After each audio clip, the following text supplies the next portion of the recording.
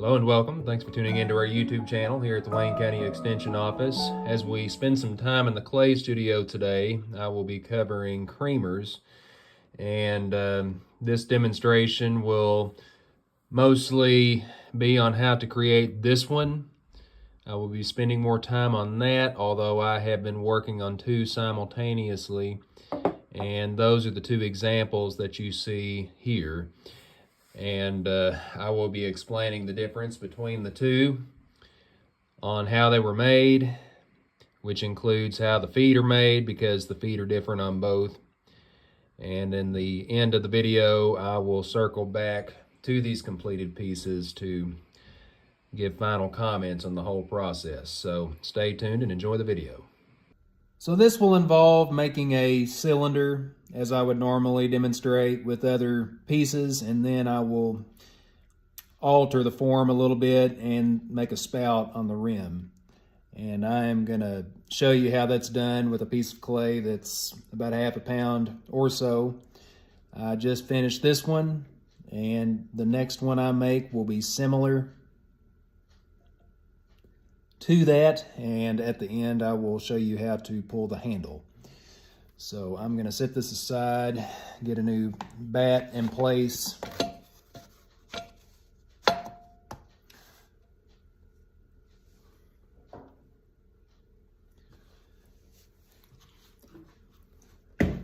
And as usual, if you're used to working on a pottery wheel, you want to wet the wheel head and go from there. So I have saved time by getting this pre-wedged. So I am gonna continue with the other steps.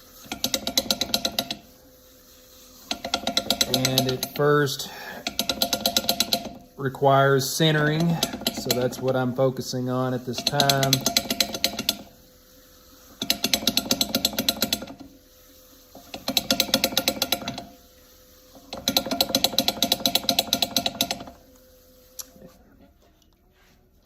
You're going to open it up from the middle. Leave some on the bottom. You don't want a hole down there.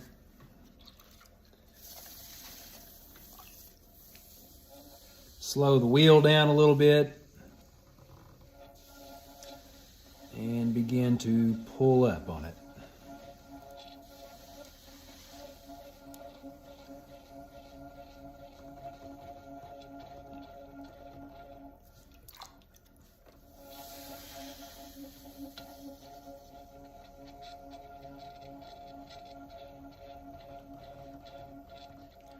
Remember, you want the wall to be no less than 1/4 of an inch thick.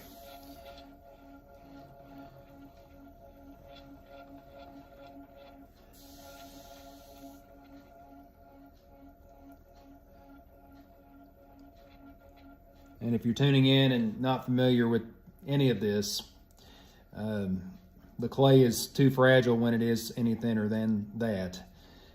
It becomes more susceptible to crack, and it just makes the piece more fragile when the clay is dry. So this is not too thick, not too thin. So I'm going to push out from the bottom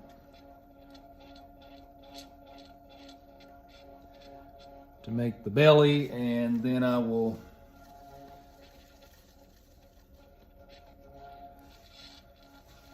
close in toward the top to make a neck like that. And I'm going to slow the wheel down as I'm doing that because I can feel the clay getting weaker.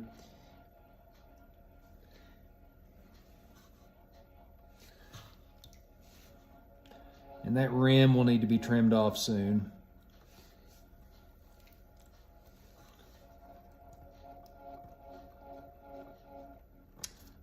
We'll go ahead and do that using the needle tool.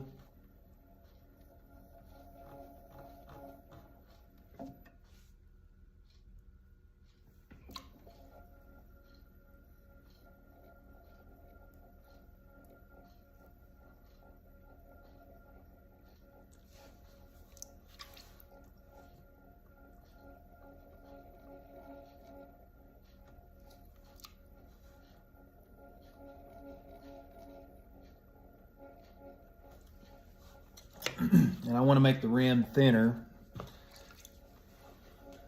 I don't want it razor sharp, but I do want it to be pretty sharp. That's just going to help with the functionality of the piece.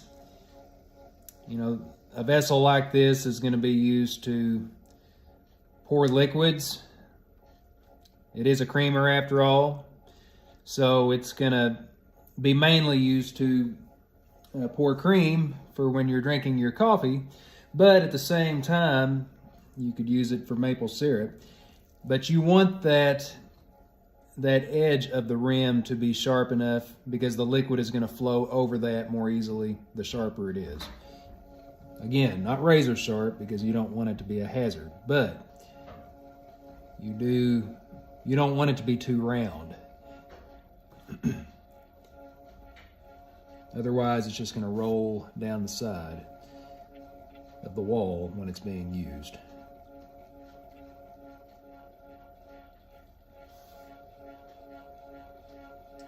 Always be looking at it from the side to get your curves on the wall graceful.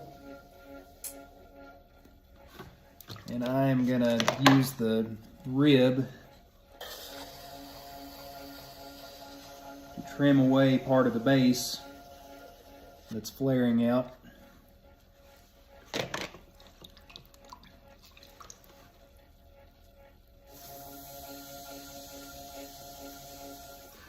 And I will do some trimming on this base tomorrow when the clay has had more time to dry.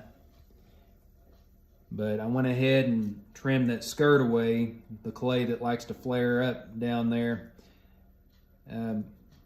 When I'm doing the pushing on the clay, when I'm centering, that happens. That's normal.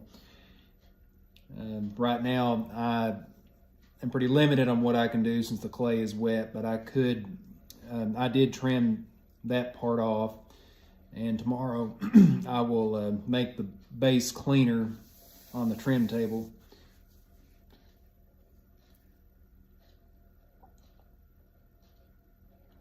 And I am just about ready to form the spout. And in order to do that, turn the wheel off. And you want to take if you're right-handed like myself, you want to take your left middle finger and your left thumb and place it on the rim, and use your dominant hand, which is the right hand, if that is your dominant hand, to form the spout. Now, if you're left-handed, this would be the opposite. Keep your left fingers stationary and wiggle your right one back and forth like that. And I'm also going to push in on the sides like that.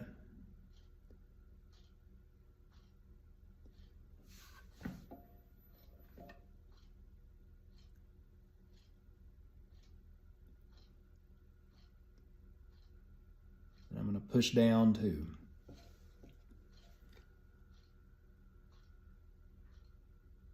This rocks the top over a little bit. That way the spout is facing up, so that when it's being used, it will give you more leverage when pouring it out. So take the sponge after you've done that.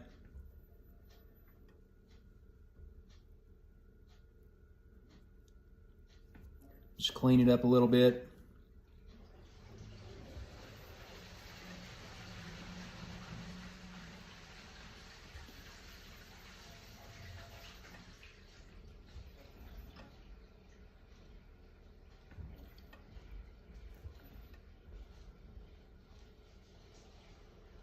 And this is just about ready to be finished. I will lift it up and give you a better look at the whole thing, just to give you a better perspective of it.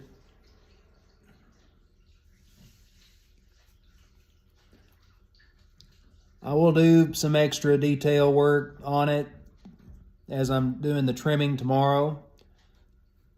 But right now, this is all I can do. As far as the main part of the vessel, I will pull the handle and we'll attach the handle tomorrow as well. So let's set this aside.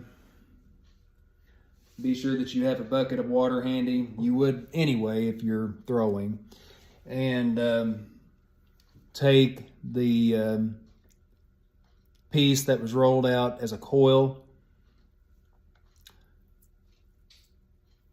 If you're right-handed, it's going to be doing all the work. The supporting hand or the other hand is just going to hold it in place. You want to twist. If you're right-handed, you want to twist your left hand back and forth like that. And then curve that when you're finished, and that's going to be the handle. So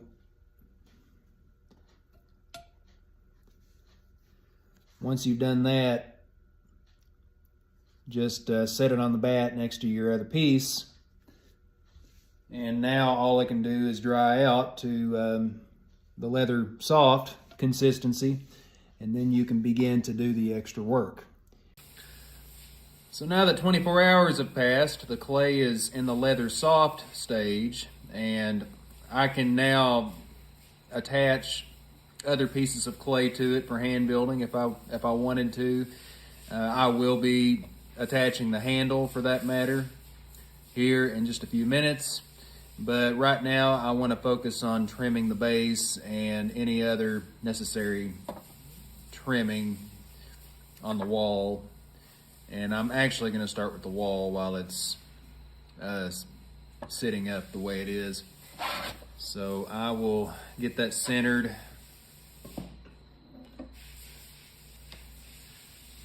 And I don't have to do much trimming.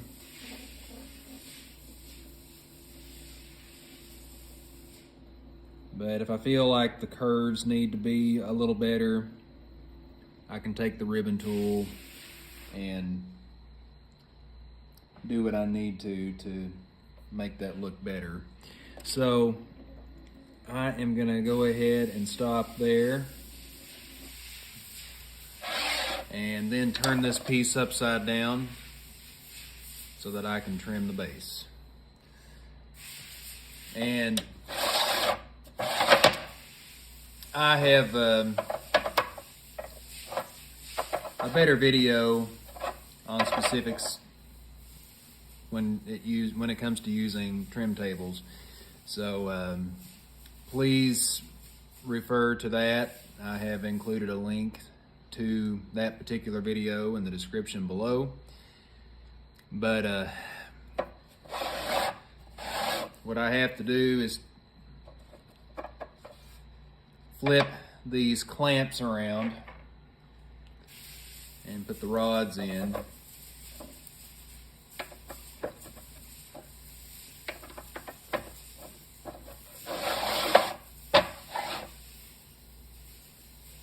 And that way I can make the pot more stable, because it's gonna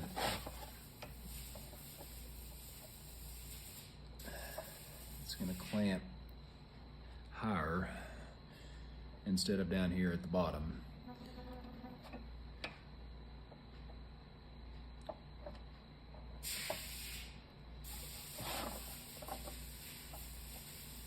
It'll take me a second to get this how I want it.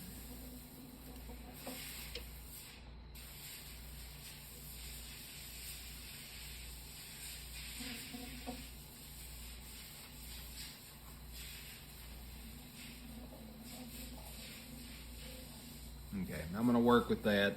The reason why it's a little more challenging is because typically it centers a little bit better than this, but that's when rims are level, and this one is not, because as I was forming the spout, it warped the top a little bit.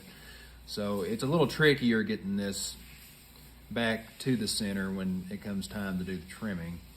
But that's why these rods are here, because that's gonna elevate it a little bit, and I can move it around as I need to make this level again. So I'm not gonna focus on too much of this anyway as far as the trimming goes. All I want to do is trim a foot.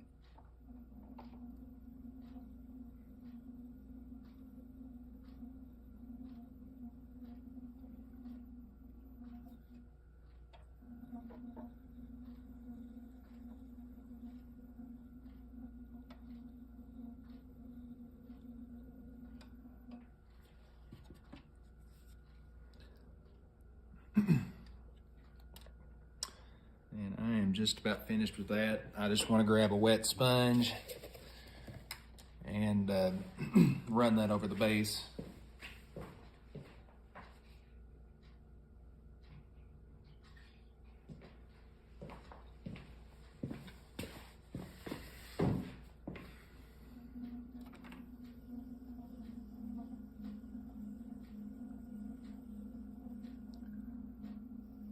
I will eventually put my name on the base after I'm finished with the rest of the work.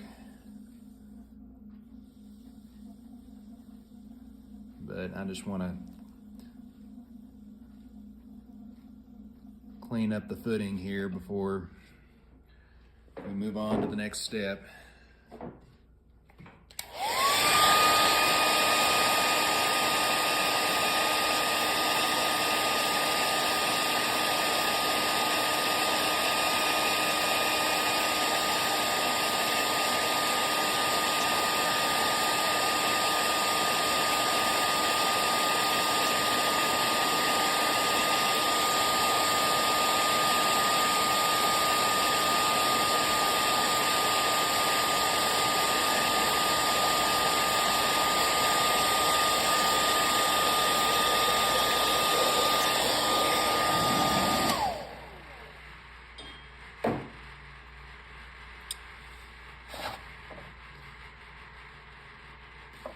So there's the foot. I will need to refine this more as I work on the other steps. But in the next clip, I will attach the handle and review certain important things like slipping and scoring. That also applies to hand building.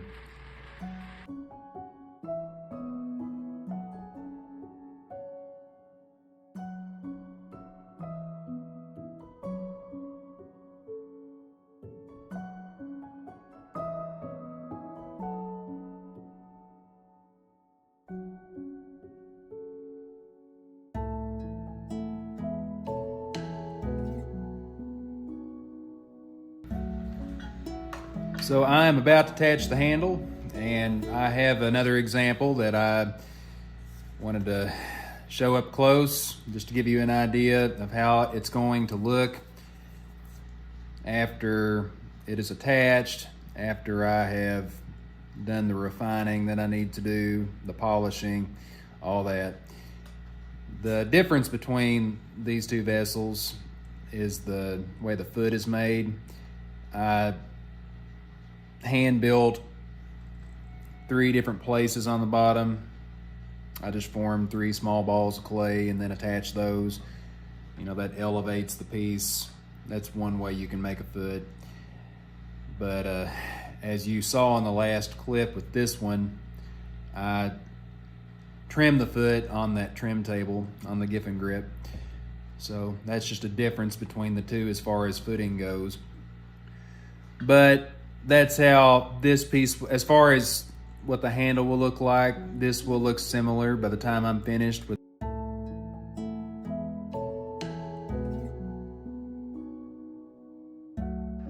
So now that a few hours have passed, I wanted to give you a close-up look at the progress of this creamer.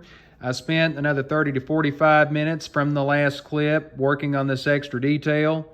And as a sculptor, I like to incorporate this kind of detail in most of the items that I create. So that's what that looks like up close. It has been the main creamer in this lesson, what I've mostly been focusing on, although I have been working on another one off camera too. You have seen this one in progress from my time-lapse video. And it also has the 3 feet that were formed from small balls of clay early on when I was doing the hand building. So both of these at this point are drying out. It'll take another few days for them to be ready for firing.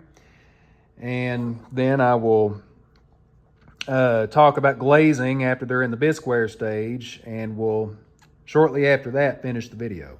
So the creamers are now glazed and they are ready for their last firing. I am not going to take time to explain how the glazing works because these took about 30 to 45 minutes to glaze, and it would save time by just summarizing that I applied 3 coats on this one with a paintbrush, and on this one it took 6 coats because with this one, the more coats you have, the more the textures on it stand out. So depending on the glaze that you use, it may take more than 3 coats to be at its best. And when it comes to glazing, as a reminder, be sure that the bottoms are dry. Take a wet sponge to clean those off after you're glazing. If there is any glaze residue on the bottom, it will stick to the floor of the kiln in the firing process. So be sure that you check that. And for more details on glazing, for more information on that, I have included a link to a separate tutorial specifically on how to glaze. It's included in this tutorial for today.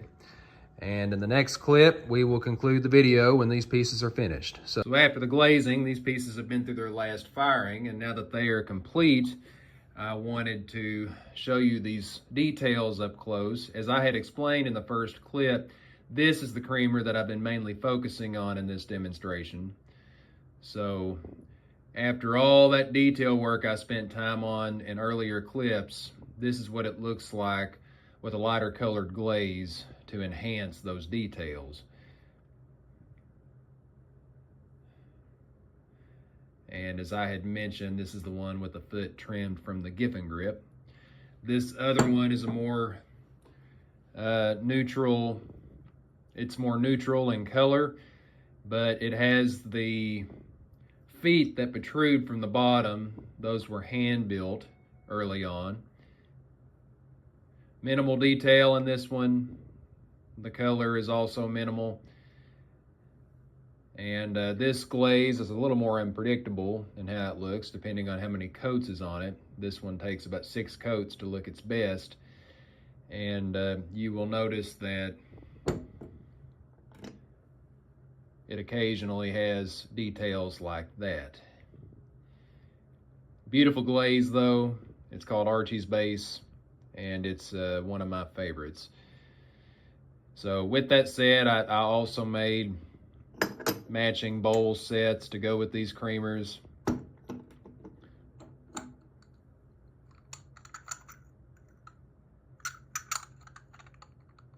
As I've been experimenting with glazes. And once again, I do appreciate you tuning into this video. I hope that you found it resourceful going forward as you are looking into new ways to make pottery. And if you are an educator tuning in, this is a great 4-H project if you're an extension educator like myself, and works as a great clay project using firing clay. And if you have any further questions, please visit our office. We're located at 255 Rolling Hills Boulevard off stoplight number 2 in Monticello. Take care.